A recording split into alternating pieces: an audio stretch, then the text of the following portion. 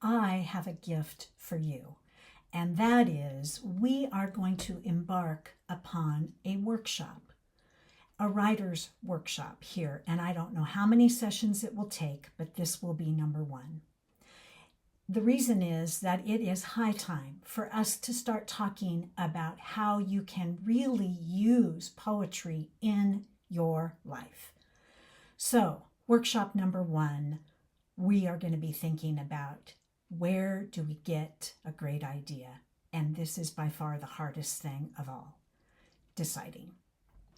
But this box might just help get us started because first, I've put some of my books behind me as a reminder that when we write and we collect what we're writing into sacred places and spaces, they can live on. Our writing can live on longer than we do.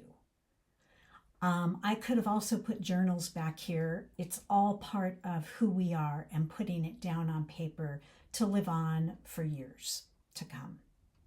So, step one is just thinking today about, when I write in a journal, it is so filled with words that I'm overwhelmed when I go back to try to find a good idea that I had.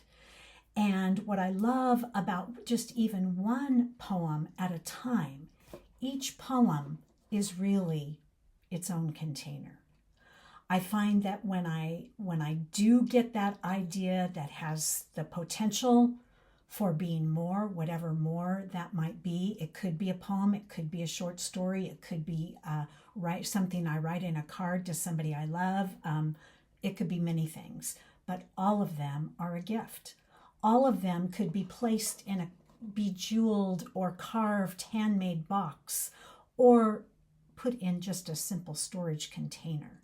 But when we do that, we name it, we usually extract it from all the other words around it, we give it its own special place and maybe form, and it begins to take on a life of its own.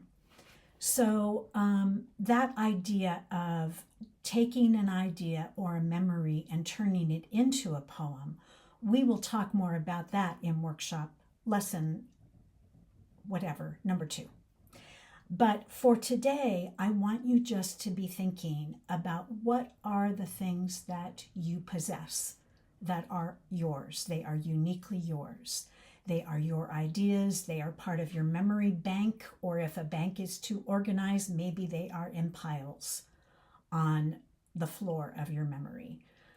However you might see that or envision it, I want you to start looking around, because you are the only one who knows the story of your life and what matters to you. And let's think about a memory for a minute. Why do we remember the things that we do? Our siblings, even if it's the same event, we don't remember things the same way. Why do we have memories that come back and we can remember them minute by minute, decades later? It's kind of like a recurring dream, but in a recurring dream, the message seems to be that, we didn't listen, so it's coming back in another form.